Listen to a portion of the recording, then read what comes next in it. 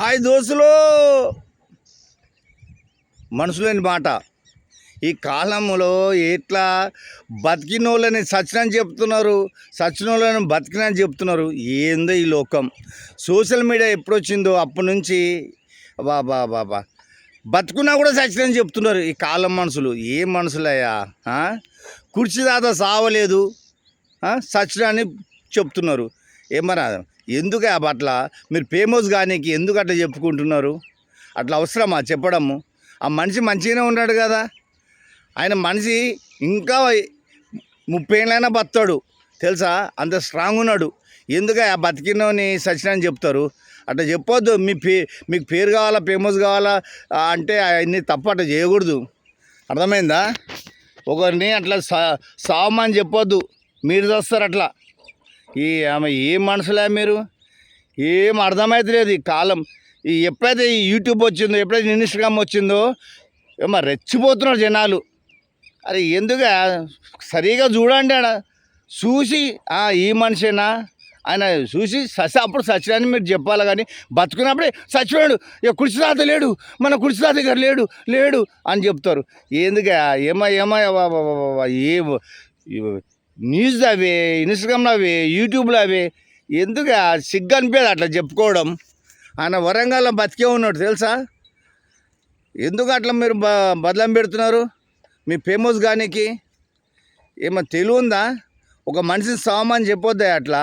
దేవుడు తీసుకుపోతేనే పోతాం, దేవుడు తీసుకుపోకపోతే ఉంటాం. ఎన్ని రోజులైనా సరే ఉంటాం. అది దేవుని చేతిలో ఉంది. మన ప్రాణం పోవాలన్నా ఉండాలన్నా. అర్థమైందా? మన ప్రాణం పోవాలన్నా ఉండాలన్నా దేవుని చేతిలో ఉంది. ఆ దేవుడు మనకు భూమిపైన మనం వదిలినాడు, తల్లి కడుపులో వదిలేసినాడు, మనం పుట్టినాం.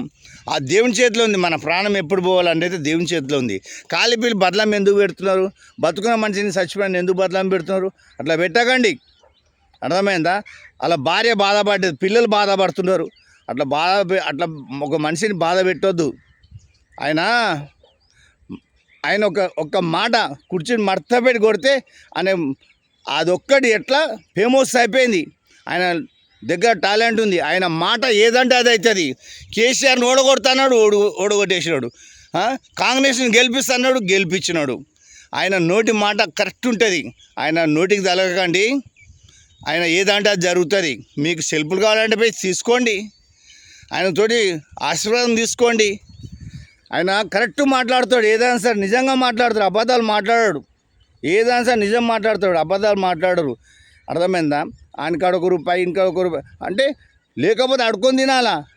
కానీ ఒకరిని ముంచి అబద్ధాలు ఆడి మోసం దగా చేసి దోసుకోద్దా? అర్థమైందా? ఆయనకు లేక రూపాయని అడుకొని తింటున్నాడు. తింటూ ఇస్తూ నీ దయ ఉంటుంది, లేకపోతే లేదు. కానీ బతుకున్నప్పుడే చచ్చిపోయావని యూట్యూబ్లో, ఇన్స్టాగ్రామ్లో పెట్టకండి. సిగ్గుసేటు.